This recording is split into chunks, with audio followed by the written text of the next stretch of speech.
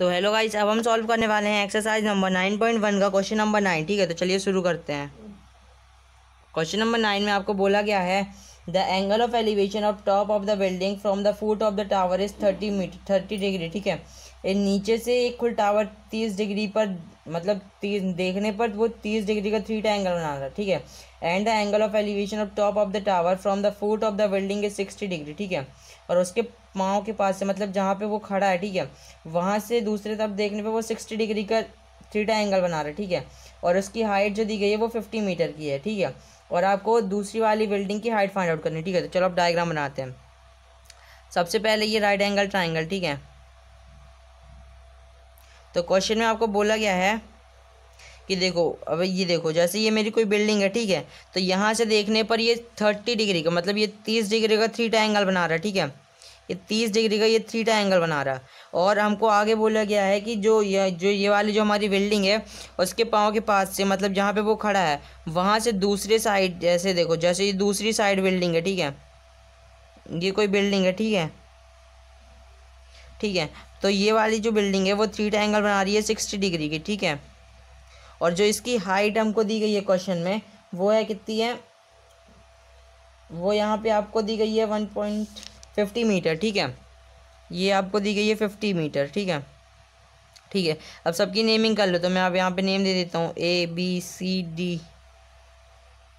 ठीक है, बस इतना ही। ठीक है, तो अब मैंने यहाँ पे नेमिंग कर ली। ठीक है, अब चलो आगे सॉल्व करते हैं। तो देखो, अब आपको कुछ रिलेशन चाहिए होंगे, ठीक है, अगर इसको सॉल्व करना है तो अब हमें तो ये A B side find out करनी है। ठीक है, ए बी हमको फाइंड आउट करनी है, तो अब हमें इसको रिलेशन चाहिए होगा। ठीक है, तो देखो, अगर अब मैं ABC ट्राइंगल लूँ तो यहाँ पे मेरे को ना परपेंडिकुलर है, ना बेस है, और ना हाइपोटेन्यूस, यहाँ पे कुछ भी नहीं है। ठीक है, ना एंगल ऑफ एलिवेशन है, ना लाइन ऑफ एंगल है, ना कुछ भी है। ठीक है, और अगर मैं ये वाला एंगल लूँ, मतलब ये वाला ट्राइंगल लूँ, तो यहाँ पे मेरे पास यहाँ पे परपेंडिकुलर है। ठीक है, तो अब मैं यहाँ पे ये बेस फाइंड आउट कर सकता हूँ, फिर यहाँ से मेरे को ये रिलेशन मिल जाएगा। ठीक है, तो अब आपको यहाँ पे ए भी फाइंड आउट करना है, याद रखना। ठीक है, तो चलिए अब सॉल्यूशन स्टार्ट करते हैं, इसका सॉल्यूशन स्टार्ट। ठीक है, देखो, अब यहाँ पे सबसे पहले मैं ट्राइंगल ले रहा हूँ DCB। ठीक है, DCB ट्राइंगल ले रहा हूँ, तो मैं यहाँ पे लिख देता हूँ इन ट्राइंगल DCB। ठीक है, DCB। ठीक है, तो देखो, अब यहाँ पे आपको किसका किसका रिलेशन दिख रहा है। सबसे पहले मैं यहाँ पे अपने कीवर्ड लिखूँगा, वो होता है मेरा PBP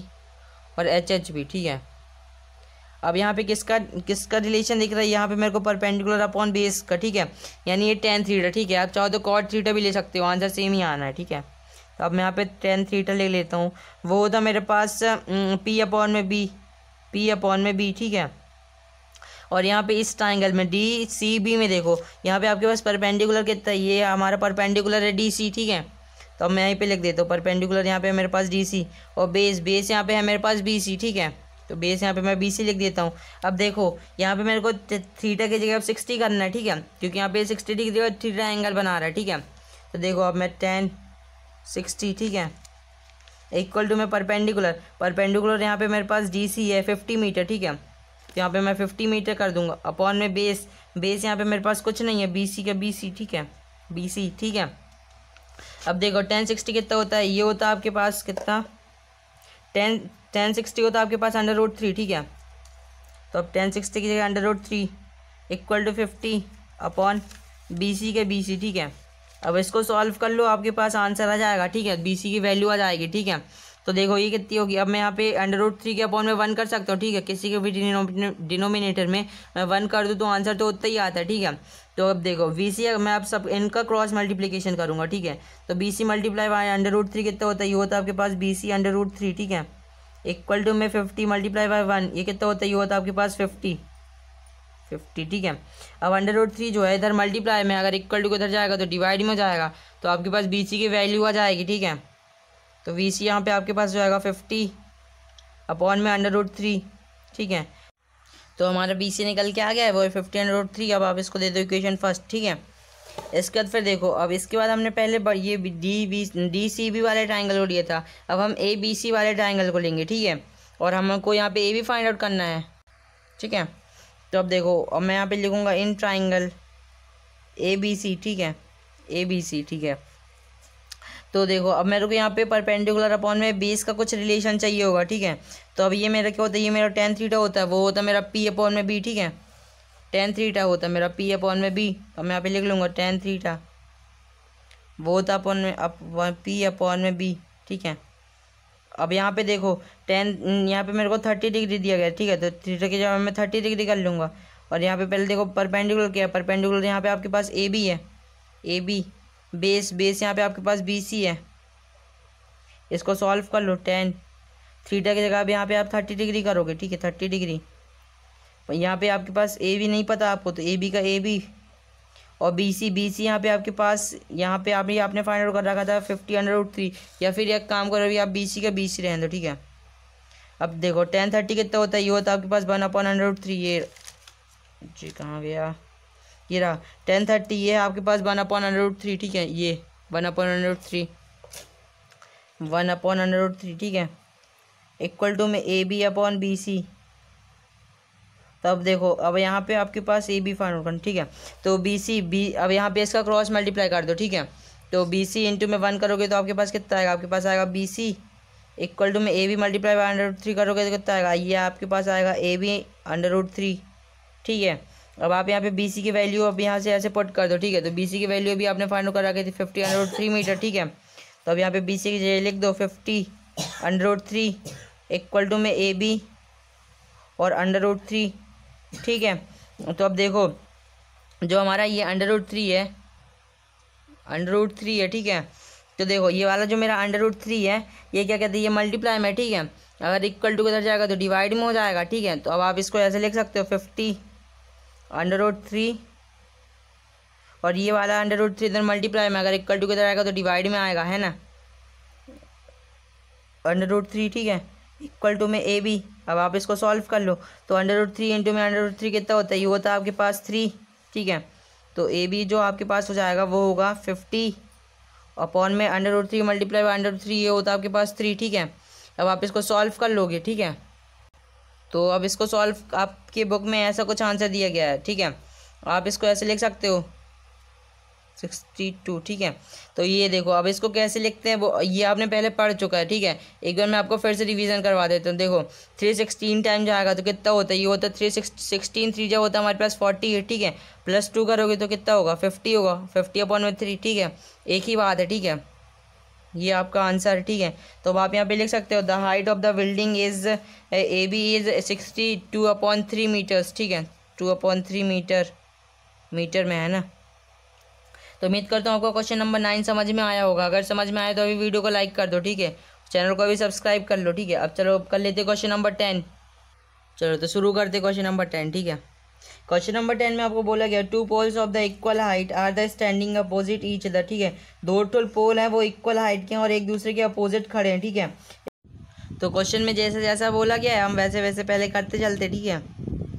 अरे मार कर क्या हो गया, देखो तो हमको बोला गया था 2 पोल है, ठीक है, और एक दूसरे के अपोजिट खड़े हैं, ठीक है। और फिर देखो दोनों की सेम डिस्टेंस है, ठीक है। इसके बाद फिर हमको आगे बोला गया है road which is 80 metre wide, ठीक है, दोनों के बीच 80 मीटर का गैप है, ठीक है, मतलब दोनों के बीच में दोनों का जो बेस है दोनों की दूरी वो 80 मीटर की है, ठीक है। इसके बाद फिर है from the point between the road the angle of elevation the top of pole of are 60 degree and 30 degree, ठीक है। तो दोनों से जो एंगल ऑफ एलिवेशन बन रहा है वो एक से 60 डिग्री का बन रहा है और दूसरे से 30 डिग्री का बन रहा है। देखो ये ज़्यादा हो गया 60 डिग्री और यहाँ से मैं इसको 30 डिग्री ले लेता हूँ, ठीक है। इसको मैं 30 डिग्री ले लेता हूँ और इसको 60 डिग्री ले लेता हूँ, ठीक है, ठीक है। तो अब मेरे को यहाँ से अब मैं सबसे पहले यहाँ की नेमिंग कर लूँ, ठीक है, आपको अच्छे से समझ में आ गया, ठीक है। AB इस पॉइंट को C और इस पॉइंट को D और इस पॉइंट को E, ठीक है, ये मैंने नेमिंग कर ली, ठीक है। अब आपको यहाँ पे फाइंड करना है AB और BC और इधर CD और ED आपको फाइंड करना है, ठीक है। तो ये हमको क्वेश्चन में दिया गया, ये हमको फाइंड आउट करना है। अब अगर देखो अगर आप AB निकाल लो तो आपके पास ये ED भी आ जाएगी, ठीक है। तो अब मैं यहाँ पे ऐसे सॉल्यूशन स्टार्ट करता हूँ, ठीक है। तो देखो AB इक्वल टू में ED, ठीक है, ये हमको बोला गया ना दोनों जो पोल हैं वो इक्वल हाइट के हैं, ठीक है। तो अब मैंने यहाँ पे ये इतना लिख लिया, ठीक है। इसके बाद फिर देखो ये मेरी टोटल पूरी 80 मतलब यहाँ पे ये मेरा C है, ठीक है। अब यहाँ पे मैं इसको मिटा ही देता हूँ, ठीक है। ये तो मेरी ये जो पूरा डिस्टेंस है BD का वो टोटल 80 मीटर का है, ठीक है, 80 मीटर का। तो देखो अगर मैं CD को अगर मैं X ऐड कर लूँ तो मेरा जो BC है वो 80 - X हो जाएगा, है ना। 80 माइनस एक्स हो जाएगा, ठीक है, ये अपना BC, ठीक है। और देखो अब एक काम करते हैं, मैं हाइट को H लेट कर लेता हूँ, ठीक है, हाइट को मैं यहाँ पे H लेट कर लेता हूँ, ठीक है। ठीक है, तो चलो अब देखते हैं। सबसे पहले मैं यहाँ पे बड़े वाले ट्रायंगल को कंसीडर करूँगा, ठीक है, EDC को, ठीक है। अब मैं यहाँ पे लिखूँगा इन ट्रायंगल EDC, ठीक है, EDC, ठीक है। जब देखो अब यहाँ पे कुछ रिलेशन देख रहा हूँ, ठीक है, परपेंडिकुलर और बेस के बीच में, ठीक है। तो अब मैं यहाँ पे tan थीटा का फॉर्मूला लगाऊंगा, वो होता है मेरा P अपॉन में B, परपेंडिकुलर अपॉन में बेस, ठीक है। तो अब यहाँ पे मैं लिख देता हूँ tan थीटा, वो होता है आपका P अपॉन में B, P अपॉन में B, ठीक है। तो अब थीटा की जगह यहाँ पे आप 60 डिग्री लिखोगे, है ना, क्योंकि यहाँ पे आपके पास थीटा डिग्री दिया गया 60 इक्वल टू में परपेंडिकुलर यहाँ पे आपके पास है H, बेस यहाँ पे है आपके पास X, ठीक है, X, ठीक है। तो अब देखो tan 60 कितना होता है, ये होता है आपके पास √3, रुको मैं आपको दिखाता हूँ, ये आ गया, ठीक है। ये देखो ये √3 कहाँ गया, ये रहा, देखो tan 60 होता है हमारे पास ये √3, ठीक है, √3 इक्वल टू में H अपॉन में X, ठीक है, H अपॉन X। देखो अगर मैं यहाँ पे H फाइंड आउट कर सकता हूँ, ठीक है, X को अगर मैं उधर ट्रांसफर कर दूँ तो ये X इधर डिवाइड में अगर इक्वल टू किधर जाएगा तो मल्टीप्लाई में हो जाएगा, ठीक है। तो ये मेरा √3x इक्वल टू में H में इसको लिख सकता हूँ, ठीक है। और अब मैं इसको दे देता हूँ इक्वेशन फर्स्ट, ठीक है, ठीक है, देखो, ठीक है। तो अब यहाँ पे अब मैं छोटे वाले ट्रायंगल को कंसीडर कर लेता हूँ, इन ट्रायंगल ABC, ठीक है। तो मैं यहाँ पे लिखूँगा इन ट्रायंगल ABC, ठीक है। तो यहाँ पे आपको थीटा जो एंगल दिया गया वो 30 डिग्री का है, ठीक है। तो याद रखना tan, यहाँ भी अब हम यहाँ पे परपेंडिकुलर और बेस का रिलेशन देख सकते हैं ना, क्योंकि इसको भी मैंने यहाँ पे H लेट कर लिया, ठीक है, क्योंकि अगर ये दोनों हाइट मेरे को इक्वल दी गई है, अगर मैं इसको H मानूंगा तो ये भी H होगा, ठीक है। तो यहाँ भी अब tan थीटा वो होता है आपका P अपॉन में B, ठीक है, ठीक है। तो यहाँ पे आपके पास थीटा एंगल दिया गया 30 डिग्री का, ठीक है। अब यहाँ पे आप थीटा की जगह 30 कर लोगे, 30 इक्वल टू परपेंडिकुलर अपॉन में बेस, परपेंडिकुलर यहाँ पे आपके पास कितना है, ये है आपके पास AB, ठीक है, AB परपेंडिकुलर है, और बेस यहाँ पे आपके पास है BC, ठीक है। अब देखो tan 30 यहाँ पे आपके पास कितना है, ये होता है आपके पास 1/√3, रुको आपको दिखाता हूँ, पहले मैं लिख लूँ, ठीक है, ये रहा, देखो कहाँ गया, ये रहा, ठीक है। ये tan 30 आपके पास ये 1/√3 है, ठीक है, इक्वल टू में आपको ये टेबल पूरी याद होनी चाहिए, ठीक है, चाहे आप ट्रिक से करो या फिर कैसे भी करो, ठीक है। तो AB अपॉन BC, ठीक है। तो AB यहाँ पे आपके पास है H, ठीक है, और BC है यहाँ पे आपके पास 80 माइनस एक्स। तो अब मैं यहाँ पे ऐसे लिख देता हूँ 80 माइनस एक्स, ठीक है। अब आप यहाँ पे सॉल्व कर लो, ठीक है। तो देखो मैं अब यहाँ पे इसका क्रॉस मल्टीप्लिकेशन कर देता हूँ, ठीक है। तो 80 माइनस एक्स मल्टीप्लाई बाई 1 करूँगा तो मेरे पास कितना आएगा, मेरे पास आएगा 80 माइनस एक्स, ठीक है, इक्वल टू H मेरे पास कितना आएगा, √3 मल्टीप्लाई बाई H करूँगा तो कितना आएगा, मेरे पास आएगा √3 में H, √3H, ठीक है। अब मैं इसको दे देता हूँ इक्वेशन सेकेंड, ठीक है। तो अब मैं ये दोनों इक्वेशंस को सॉल्व करके ले आ सकता हूँ, ठीक है, अपना आंसर, ठीक है। तो मैं यहाँ पे लिखूँगा फ्रॉम फर्स्ट एंड सेकेंड, ठीक है, फ्रॉम फर्स्ट एंड सेकेंड, ठीक है। तो या फिर आप ऐसे भी लिख सकते हो, या फिर पुट H इक्वल टू में √3x इन इक्वेशन सेकेंड, ठीक है, ठीक है। तो अब क्योंकि मैं यहाँ पे √3x H की जगह पे पुट करने वाला हूँ, ठीक है, इक्वेशन 2 में, ठीक है। तो सबसे पहले मैं यहाँ पे इक्वेशन 2 लिख लेता हूँ। इक्वेशन 2 है मेरे पास 80 माइनस एक्स इक्वल टू में √3 और H, ठीक है। तो 80 माइनस एक्स का x इक्वल टू में √3 और H की जगह हम यहाँ पे √3x पुट करूँगा, ये अभी हमने फाइंड आउट करा था, ठीक है। तो ये कितना था, H इक्वल टू √3x, ठीक है, तो √3x, ठीक है। तो आप इसको सॉल्व कर लो, ठीक है। 80 माइनस एक्स, ठीक है, इसको यही रहने दो, 80 माइनस एक्स इक्वल टू में √3 मल्टीप्लाई बाय √3x कितना होता है, ये होगा आपके पास 3x, ठीक है। √3 मल्टीप्लाई बाय √3 कितना होगा, 3 होगा, है ना, और मल्टीप्लाई बाय x √3x हो जाएगा, ठीक है। बस अब हमारे पास यहाँ पे 3x आ गया, ठीक है, ठीक है। अब देखो ये जो मैं कांस्टेंट को एक तरफ ले जाता हूँ, पहले वेरिएबल को एक तरफ कर लेता, ठीक है। तो यहाँ पे मेरे पास जो x है वो इधर माइनस का है, अगर इक्वल टू किधर जाएगा तो प्लस का हो जाएगा, ठीक है।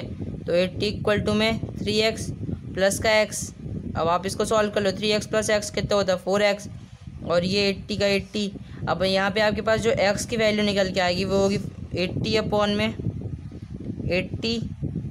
में 4, ठीक है। अब आप इसको सॉल्व करो तो यहाँ पे आपके पास हो जाएगा 20 इक्वल टू में x, है ना। 80 अपॉन 4 कितना होता है 20 होता है ना। तो यहाँ पे आपके पास x की वैल्यू आ गई, ठीक है। तो मेरे पास अभी x की वैल्यू आ गई, यानी मेरे पास ये मैंने x को ये ऐड किया था, CD को x ऐड किया था, ठीक है।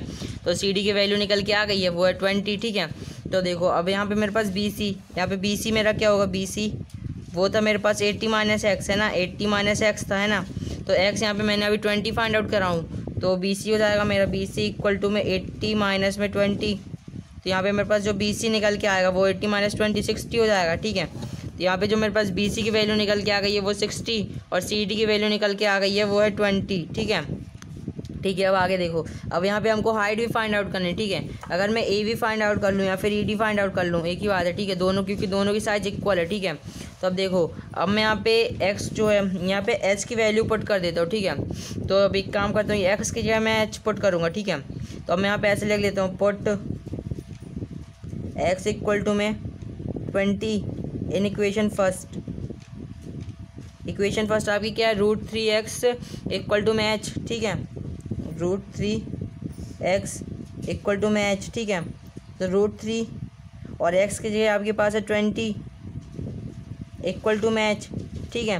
तो अब यहाँ पे आपके पास h क्या निकल के आ गया, 20 मल्टीप्लाई बाय √3 करोगे तो कितना आएगा, ये आपके पास आएगा 20√3, है ना, 20√3 मीटर, ठीक है। तो आपके पास यहाँ पे इसकी हाइट निकल के आ गई है, तो ये रही आपकी हाइट, ठीक है, निकल के आ गई है। तो अब देखो आपके पास ये डायग्राम में देखो, आपके AB इक्वल टू ED था, ठीक है। तो AB यहाँ पे आपके पास हाइट यहाँ पे जो निकल के आई है वो 20√3। यहाँ पे मैं आप यहाँ पे आंसर लिख दो, ठीक है, कहीं पे, और आप इसके बाद आंसर सॉल्व जरूर कर लेना, ठीक है। हाइट यानी AB और इक्वल टू ये हमारी ED के इक्वल था, ठीक है। और ये टोटल इक्वल आया हमारे पास 20√3 मीटर, 20√3 मीटर, ठीक है। इसके बाद फिर देखो, ये हमारे पास जो बेस था, ये हमारे पास जो BC यहाँ पे हमारे पास निकल के आया था 60। तो मैं यहाँ पे ऐसे लिख देता हूँ, BC इक्वल टू 60, ठीक है। इसके बाद फिर हमारे पास जो CD निकल के आया था हमारे पास, CD वो निकल के आया था 20, ठीक है, मीटर, ठीक है, ये भी मीटर, ठीक है। तो ये हमारे पास ये फाइंड आउट हो गया, ठीक है। इसके बाद फिर आप इसका आंसर सॉल्व कर सकते हो। The height of the pole is 20√3 metre and the side is BC 60 metre and side CD is 20 metre, ठीक है। तो उम्मीद करता हूँ क्वेश्चन नंबर 10 आपको समझ में आया होगा। अगर समझ में आया तो अभी वीडियो को लाइक कर दो, चैनल को सब्सक्राइब नहीं किया तो फटाफट से कर लो। थैंक्स फॉर वॉचिंग, मिलते हैं अगली वीडियो में, तब तक के लिए बने रहिए हमारे साथ।